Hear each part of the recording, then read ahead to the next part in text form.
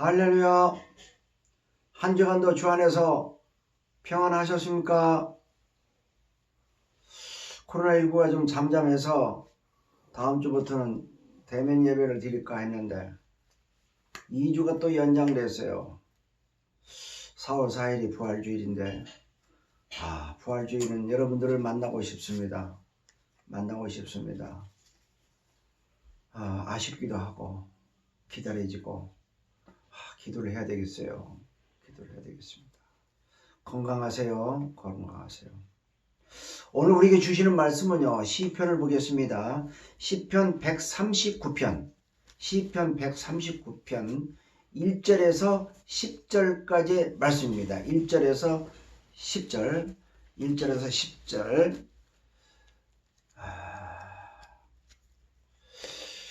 1절을 볼까요? 139편 1절. 여호와여, 주께서 나를 살펴보셨으므로 나를 아시나이다.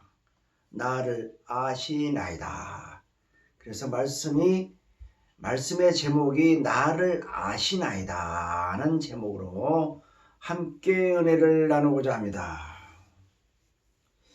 세계적인 물리학자 아인슈타인은 많은 사람한테 이런 질문을 받았습니다. 박사님, 혹시 하나님을 만나게 되면은 질문을 좀 하실 수 있습니까? 뭐요? 질문이요. 하나님 만나면 질문 한번 해보시죠. 질문을 만약에 한다고 하면 어떤 질문을 박사님은 하시겠습니까? 이렇게 물어봤어요. 이때 아인슈타인은 하는 말씀에 내가 하나님을 만나면은 이거 하나 물어보겠습니다. 하나님, 이 우주는 언제부터 시작이 됐습니까? 시작. 우주의 시작을 물어본다는 거예요. 나머지는 제가 다 수학으로 풀어버리겠습니다. 다 풀어졌습니다. 좀 있다가 아인슈타인은 아니에요. 그것보다도 하나님, 왜 이 우주를 창조하셨죠? 창조 목적을 물어보겠다는 거예요. 창조 목적. 왜 창조하셨냐 이거예요. 창조 목적. 왜 창조 목적을 꼭 물어봐야 되느냐 물어보니까 그것을 알아야, 창조 목적을 알아야 우리가 살아가는 삶의 목적을 알 수 있다는 거예요. 그래서 창조 목적, 삶의 목적. 삶의 목적은 창조의 목적을 알았을 때 연결된다는 거죠. 그러니까 창조 목적, 삶의 목적을 제대로 알면은 행복하고, 이걸 모르고 그냥 대충 되는 대로 그냥 세월아 하면서 살다가 죽으면 무슨 의미가 있냐 이게요. 짧은 세상 살아가는 동안에 그는 불행한 사람이라는 거죠. 그러면서 아인슈타인은 또 얘기합니다. 이 우주의 신비로움을 모르는 사람들은, 신비로운 이 우주의 이 질서를 모르는 사람들은 불이 꺼진 초 무슨 의미가 있어요? 불이 꺼져 있는 초가 무슨 의미가 있냐 이거예요. 그는 죽은 사람이라고까지 얘기했어요. 죽은 사람. 그러니까 신비로움을 알아야 된다는 거죠. 신비로움을 모르게 되면은요, 두 가지의 잘못을 저지른다고 그랬어요. 신비로움을 꼭 알아야 되는데 모르면은요, 두 가지 잘못이 있다는 거예요. 첫째로 사람이 교만해진다는 거예요. 신비로움을 모르면은 교만해진다는 거죠. 둘째로 뭐냐? 이 우주의 신비로움을 모르면은요, 사람이 스스로 절망을 하게 된다는 거예요. 교만해지거나 절망해지거나 이렇게 된다는 거죠. 교만과 절망은 이 우주의 신비로움을 모를 때 발생이 된다는 거죠. 제가 여러분한테 한 가지 질문을 던지겠습니다. 여러분, 점점 과학자들이 이제 신비로움을 캐고 있잖아요. 과학이 발달되고 있잖아요. 가면 갈수록 과학이 발달될수록 신비로움이 벗겨질까요? 안 벗겨질까요? 벗겨지긴 벗겨지겠지만 다 벗길 수는 없다는 거죠. 대다수 과학자들은 과학이 발달할수록 신비로움이 더욱더 깊어진다고까지 얘기해요. 더 깊어진다는 거예요, 신비로움이. 특히 인간 두뇌를 연구한 그 세계적인 교수가 있는데요. 1965년대에 발표를 했는데 프랑스 폴 브로카가 이런 말을 했어요. 인간은 두뇌가 있는데 왼쪽 오른쪽 두뇌가 있다. 왼쪽 뇌는 수리 기능을 가지고 있고 오른쪽 두뇌는 통합과 언어 정세 기능이 있다는 거죠. 그러니까 영어 수학을 한꺼번에 잘 하기는 어렵고 영어 잘하는 사람 영어, 그 다음에 수학을 잘하는 사람 수학 머리가 있고 영어 머리가 있다는 거죠. 오른쪽 왼쪽. 그런데요, 신학자 1886년 칼바르트는요 아주 엄청난 이야기를 했습니다. 그것도 왼쪽 오른쪽 두뇌도 있겠지만 더 중요한 것이 있다. 영적 지식과 영적 기능을 얘기했어요. 영적 지식, 영적 기능을 제3의 기능이라고 딱 정립을 했어요. 3의 기능. 그러니까 지식의 주체는 내가 아니라 하나님이다. 영적 지식 기능이 3의 기능인데 그 3의 기능 자체가 기능이 하나님께로부터 온다. 하나님의 주체가 된다는 거죠.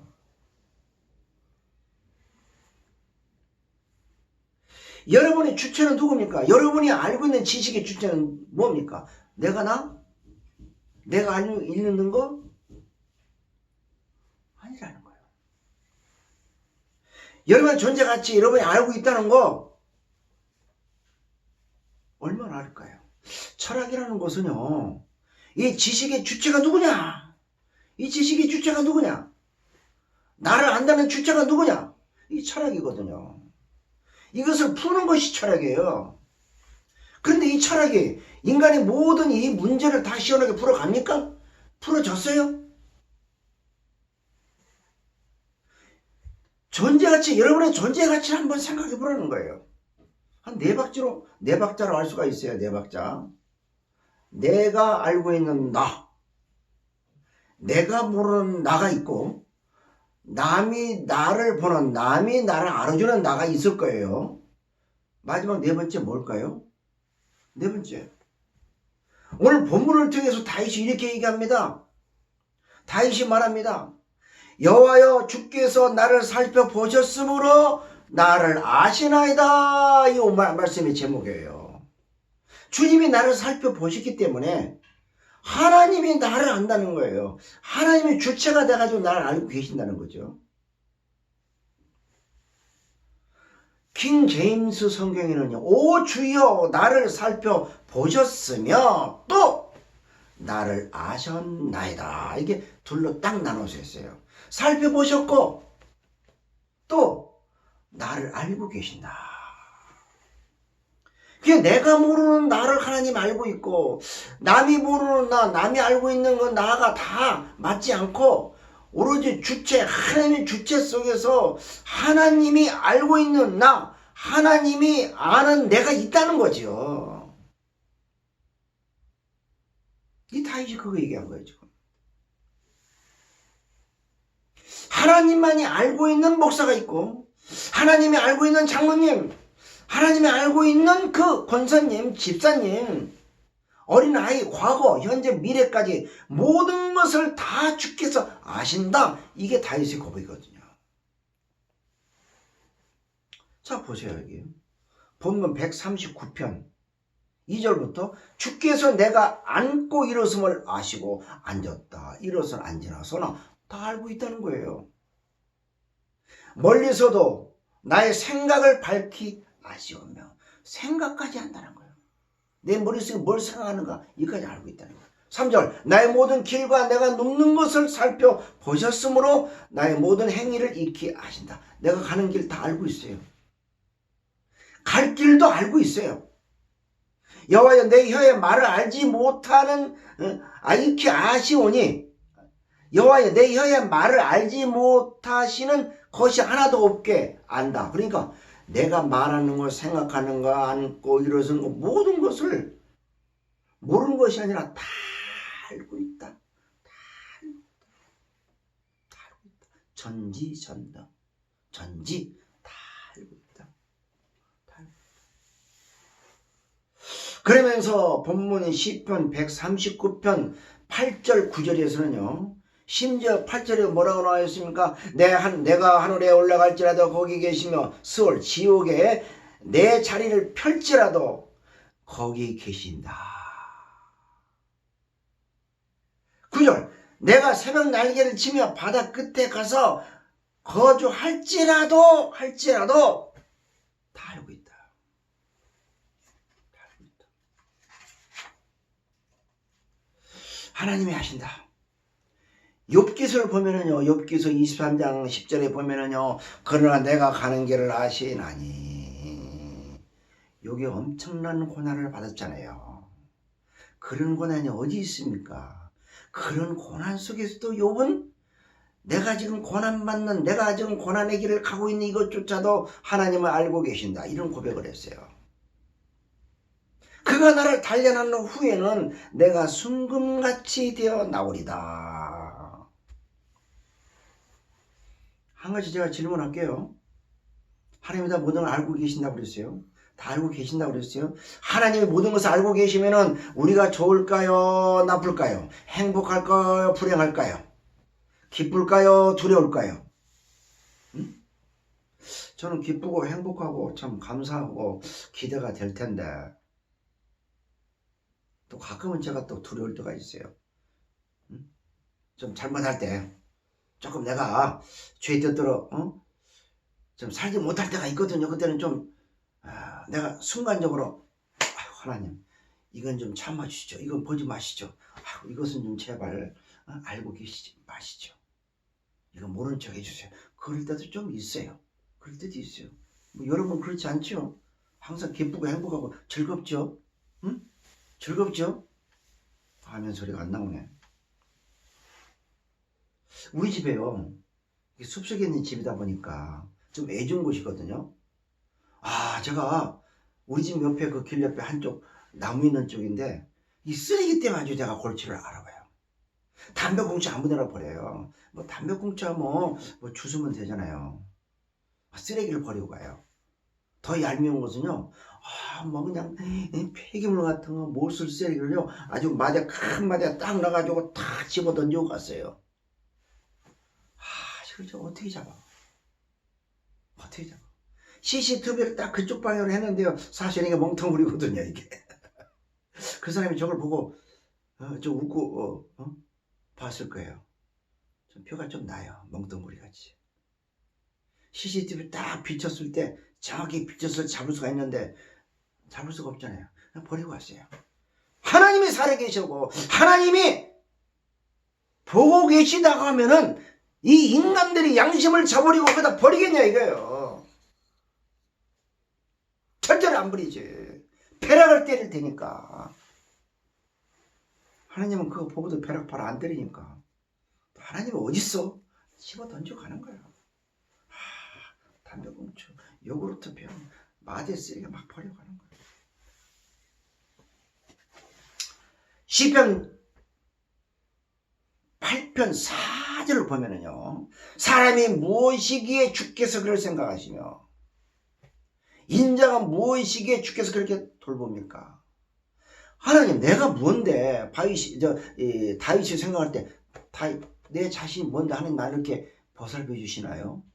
나라는 인간이 아무것도 아닌데 어떻게 그렇게 나를 그렇게 아시고 나를 그렇게 보살펴 주시고 내 생명을 지켜주십니까? 이런 고백을 시편 8편 4절에서 하고 있어요. 내가 나를 안다 이 차원이 아닙니다. 아는 것은 부모가 나를 안다 이 차원이 아니에요. 자식이 이 부모 나를 알아준다 이 안다는 이 차원이 아니라 이 안다는 뭐냐? 히브리 말로 야다 원어상으로 야다란 말이야. 야다, 야다. 안다, 야다. 야다가 뭐냐? 단순히 안다. 문재인 대통령 취임식 때 내가 TV를 통해서 봤어. 안다? 차 한잔 먹어서 안다?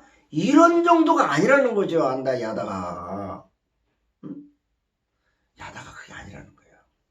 뭐냐? 성경을 보세요. 번역을 잘 보세요. 창세기 4장 1절에 보면은요, 새 번역인데, 아담이 그의 아내 하와와 동침함에 하와가 임신하여, 안다가 동침으로 나옵니다. 킹 제임스 성경, 영어 성경에는요, 그대로 번역했어요. 아담이 자기 아내 이브를 알았더니를 갖다가 번역, 우리 성경에 보면은 동침하매 이렇게 나왔고, 신약 마태복음 1장 25절에 똑같은 그런 번역이 됐습니다. 아들을 낳기까지 동침하지 아니하더니 동침이 나오는데, 킹 제임스 성경도 똑같이 1장 25절에 첫 아들을 낳기까지 그녀를 알지 아니하였더니. 안다. 동침이라는 거, 동침. 얼마나 중요합니까? 안다. 시편 139편 1절에서 4절까지 보면은요, 안다, 동침, 안다가, 5번 나와요. 5번 나와요. 안다. 내가 너를 안다. 얼마나 중요합니까? 자, 그렇다면은, 이 안다, 동침, 이것이 구체적으로 어떤 의미가 있냐? 조금 한번 깊이 들어가 보자는 거예요. 안다. 첫째로, 이 안다는 것은요, 체험적이라는 거예요. 머릿속에 얼굴로 봐서 성경 보는 걸로 안다, 이게 아니라 체험. 하나님은 지식의 대상이 아닙니다. 성경을 보고 하나님을 만나게 되겠지만, 하나님은 성경 공부했다고 안다, 이게 아니거든요. 형식의 대상도 아니고 추상적인 대상도 아니라는 거죠. 가슴으로 알아야 되고 몸으로 아는 것인데, 그 체험을 알아내는 건데, 그거 뭐냐? 믿음이라는 거야. 믿음. 경건 믿음. 이 신앙의 체험, 믿음의 체험. 다윗은 고백하는 거예요. 지나온 모든 세월들 돌아보아도, 지나온 모든 세월을 돌아보니까요, 그 어느 것 하나도 주님의 손길이 안 맺힌 게 없다는 거지요. 하나님의 손이 안 맺힌 게 없다, 이걸 체험했다는 거예요. 다윗이. 아들이 자기를 죽이려고 그래요. 부하가 자기를 죽이려고 그래요. 사울왕이 자기를 죽이려고 그래요. 그럴 때마다 하나님이 보여가지고 살리고 피할 길을 열어줬잖아요. 그걸 다윗이 알고 체험을 한 거예요. 내 허물 속에서도 하나님이 나를 알고 있었고, 내 부족함 속에도 하나님의 나를 알고 계셨고, 내 죄 속에서도 하나님을 나를 보고 알고 계셨다는 거지요. 알고 계셨다. 체험했다는 거예요. 죄 속에서 체험하고, 허물 속에서 체험하고, 죽음의 고비 고난 속에서 이 체험을 했다는 거, 이 체험의 신앙이 얼마나 중요합니까? 제가 하나님 왜라는 책을 썼는데, 맨 위에 있잖아요. 고난은 있으나 절망은 없다. 고난은 있어요. 절망이 없습니다. 고난이 오히려 기쁨이라는 거예요. 이 고난 속에서, 고난의 체험을 통해서 하나님과 동침한다는 거죠. 하나님을 안다는 거죠. 하나님이 나를 알고 있다는 거죠. 자, 두 번째, 안다, 동침. 이게 뭐냐? 하나의 관계라는 거야. 동침은 둘이 하나 되는 거거든요. 하나. 체험을 통해서 하나 되는 거예요. 이 체험을 통해서 따로따로 있는 것이 아니라 주님이 내 안에, 내가 주님 안에 하나. 하나님, 내가 주님과 함께 산다는 거예요. 엊그제 제가 세상에 이런 일이 또 봤어요. 아주 참 재밌어요. 희한한 일이 다 있습니다. 어떤 사람이요, 영심아 영심아 하면서 돌아다니는데 세상 요 위에 어깨에다가 이 강아지만한 크기, 뭐 큰 개는 아니에요, 딱 올려놓고 이러고 다녀요. 마트에 갈 때도 개가 요 위에 올라가가지고 이러고 가더라고. 응? 이분이 마라톤을 뛰는데요, 단축 마라톤을 뛰는데 여기 어깨에 개가 올라가가지고 뛰고 있더라고. 개는 위에서 춤을 추는 거야 아주. 응? 춤을 춰. 안 떨어져. 이렇게도 안 떨어져. 완주하는 거예요, 완주. 제일 늦게 돌아왔지만 박수치고 난리 났어요. 사람하고 개하고 같이 돌았다죠. 사람하고 개하고 있는데요, 이게 뛸 때마다 이 강아지가 호흡을 잘 맞춰요. 이렇게 개가 띄우뚱 오른발 왼발 쫙 하나 된 거예요. 잘 때는 자장 자랑 강아지한테 그냥 잘하고 두드려주고 같이 자고. 이 강아지하고 동침하더만. 강아지하고 동침해. 하나 된 거예요. 안전한 선화 잘 때나 걸어갈 때나, 자기 세탁소 일하는데 세탁소 일할 때만 조금 옆에 앉아서 딱 쳐다보고 있는데 그 애는 전부 같이 붙어 다녀. 이 동침이야, 동침. 하나 된 거예요. 주님과 나는요, 항상 떨어져 있는 것이 아니라 같이 사는 거예요. 근심 걱정이 왜 있냐? 근심 걱정.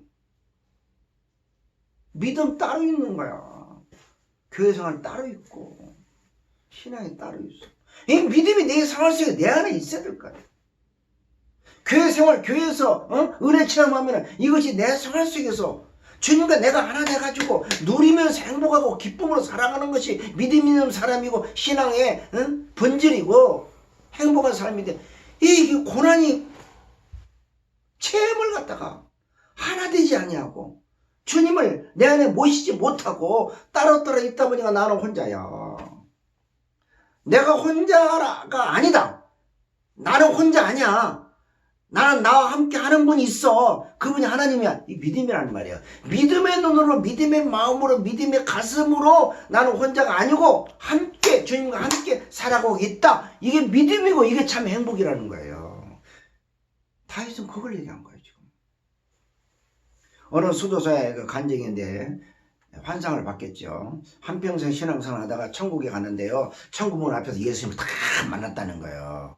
근데 예수님을 만나자마자 수도사한테 저 뒤를 보라는 거예요. 뒤를 딱 보니까 한 사람이 걸어온 발짝만 딱 본 거예요. 예수님, 어제 한 사람만 돌아왔어요? 발자국이 하나밖에 없네요. 그러니까 네가 어려울 때 내가 덩어리 업고 왔다는 거예요. 응? 너 어려울 때 내가 병들고 어려울 때 내가 덩어리 없기 때문에 한 사람 발자국 없다. 이쪽을 봐라. 이쪽 두 사람 발자국이 있다는 거예요.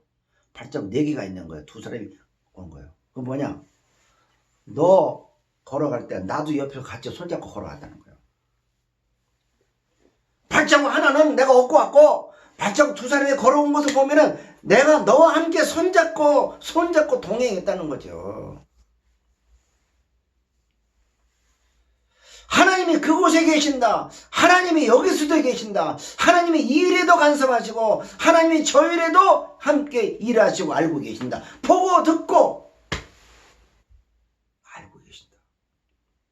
다윗은요, 원수가 쫓아올 때 하나님이 함께를 알았어요. 다윗은요, 골리앗 앞에 섰을 때 하나님의 힘으로 골리앗을 대항해서 골리앗을 죽였잖아요. 죽음의 고비를 넘길 때마다 안다, 하나님이 나와 함께 한다는 그 고백을 가지고 살아왔던 다윗입니다. 마지막, 체험적이고 하나 동침하는 것이고 하나 되는 것이고 마지막 뭘까요? 이 관계는 사랑의 관계입니다. 사랑의 관계. 안다, 동침, 이것은 사랑이 전제되어야 됩니다. 아무리 체험했어도 사랑이 없으면 아무것도 아니에요. 아무리 체험했어도 사랑이 없으면 아무것도 아니라는 거예요. 하나님 사랑을 내가 받아들이고 내가 하나님을 사랑한다는 그 사랑이 기초로 깔렸을 때 이게 진정한 안다가 된다는 거죠. 안다가 된다. 우리가 결혼하면 뜨겁잖아요. 결혼 전에 또 신혼생활 할 때 얼마나 뜨겁습니까? 뭐 여러분들 결혼한 분들 다 체험을 했겠죠. 근데 5년, 10년 살면은 그 뜨거움이 지금도 있습니까? 제가 몇 번 영상을 통해서 말씀을 드렸는데, 점점 가면요, 사람들이 그 뜨거운 사랑에 무관심해져요. 그 사랑이 정으로 되고 정이 사명으로 되고 이제 두려움으로 간다고 했지만, 이 사랑, 정, 사명, 두려움이 사랑에 기초돼야 된다는 거죠. 사랑이 기초가 안 되고 부부지만 남남이 됐다는 것은 뭐냐? 무관심. 교회를 나와도 하나님이 뭐하고 무관심이야.